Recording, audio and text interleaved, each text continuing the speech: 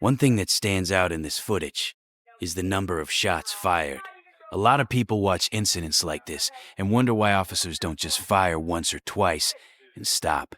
The reality is that officers are generally trained to keep firing until they believe the threat has ended. In a rapidly unfolding situation, they don't have time to stop after each shot and evaluate what happened.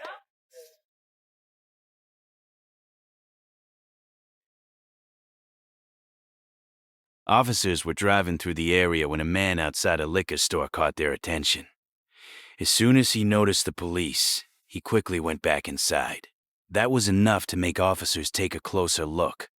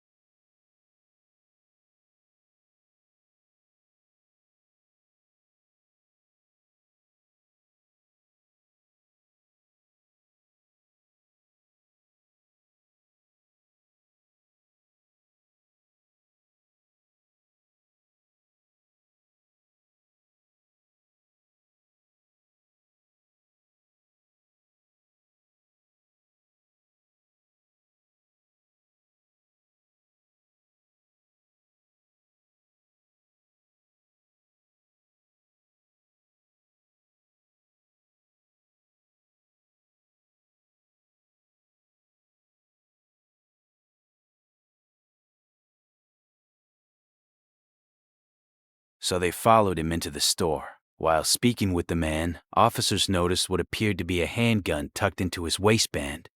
They moved in to detain him.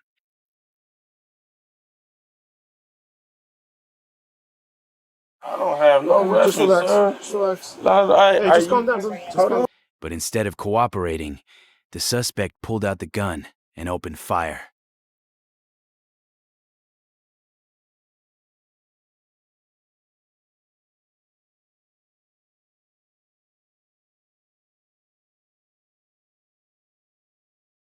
Oh, hold on. Hey.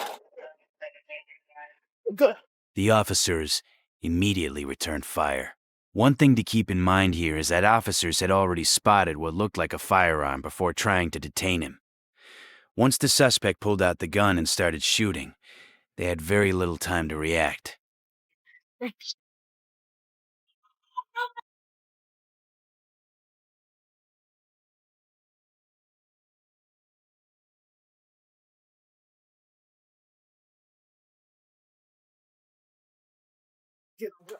After the first exchange of gunfire, officers backed out of the store and took cover behind their patrol vehicle. Get back, get back, get back. Three shots fired off. So Jefferson and 9th Ave. Come out. At that point, it seemed like the suspect had stayed inside, but a few moments later he came back out and started shooting again. Officers returned fire for a second time. Get back, get back.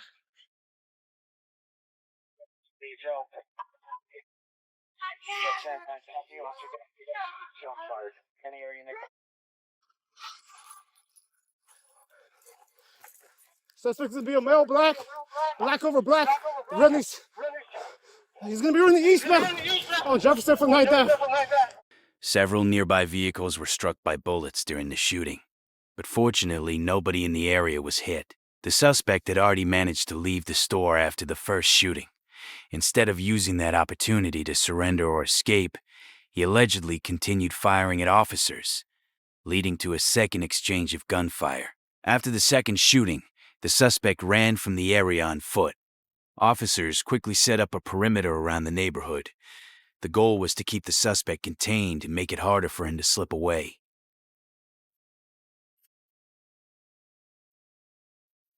Hey, you! Hey! A few minutes later, another unit spotted him hiding behind a parked vehicle.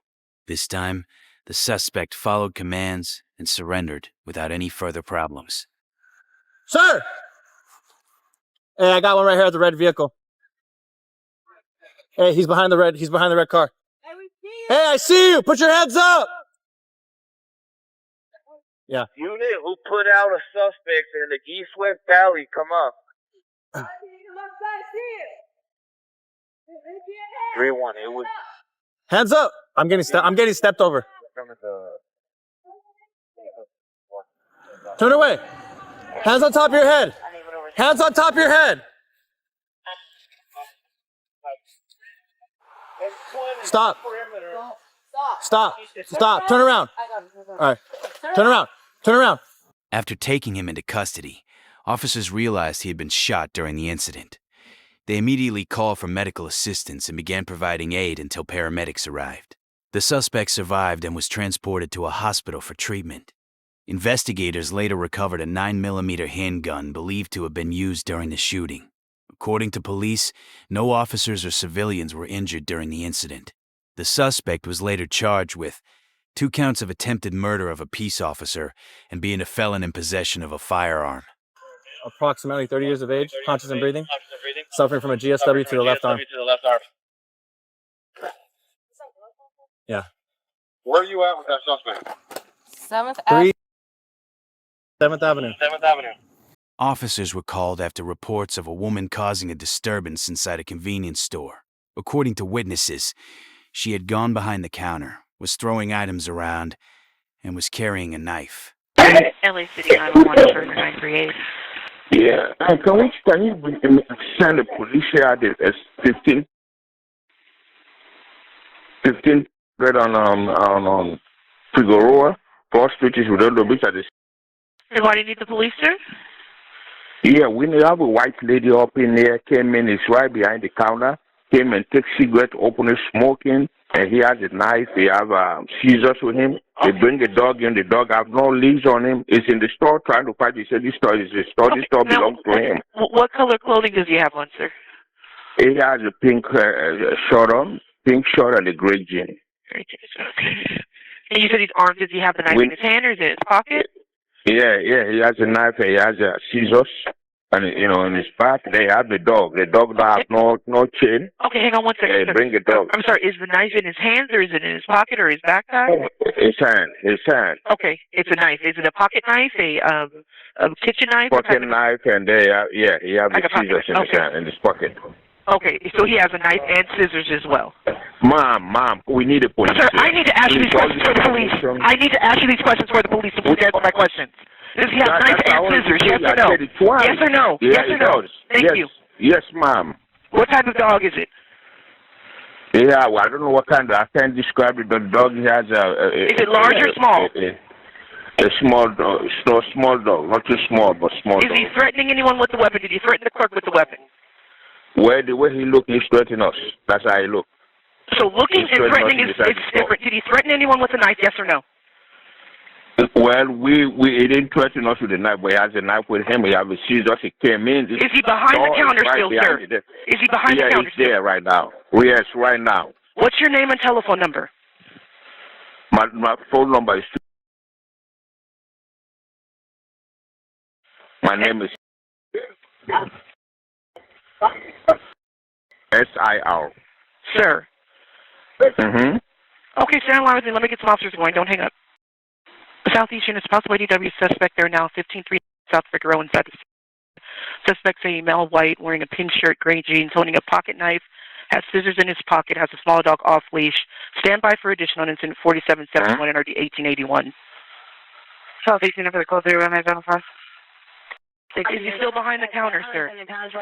Yes, ma'am. It's inside the store. It's right here. Customers are looking at her. Everybody. It's crazy. Is it a man or it's a man, correct? Not a woman? She's a lady. It's a woman. Okay. She's a lady. Yeah.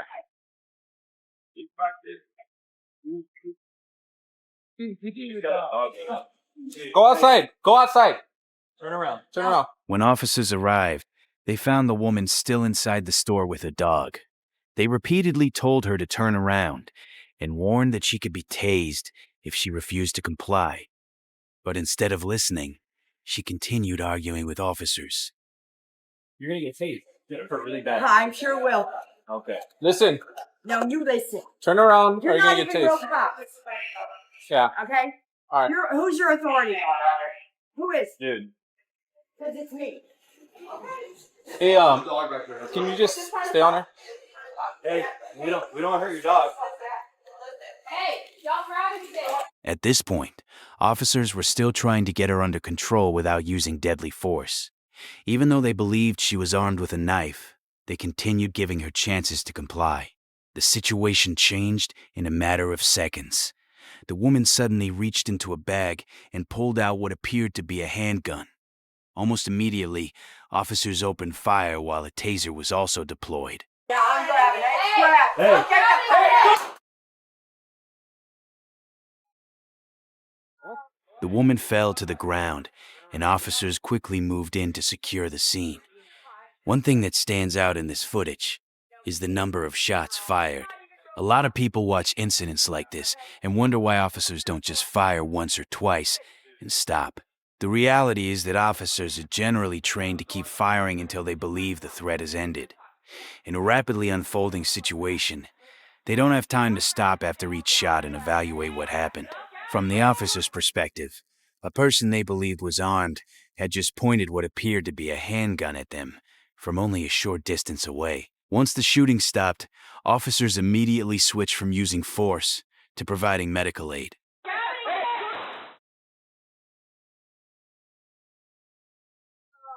They began life-saving efforts and continued until paramedics arrived. Unfortunately, the woman did not survive her injuries. Investigators later recovered both the knife and the handgun seen during the incident. But there was one detail that became clear only after the shooting was over. The handgun turned out to be a pellet gun rather than a real firearm. This is one of the most debated parts of incidents like this. Looking back at the evidence, it's easy to see that the gun wasn't real. The difficult question is whether officers could have known that in the few seconds they had to react. Investigators ultimately confirmed that the woman had been armed with both a knife and the pellet gun during the encounter. The incident remains an example of how quickly situations can escalate when officers are forced to make decisions in only a matter of seconds.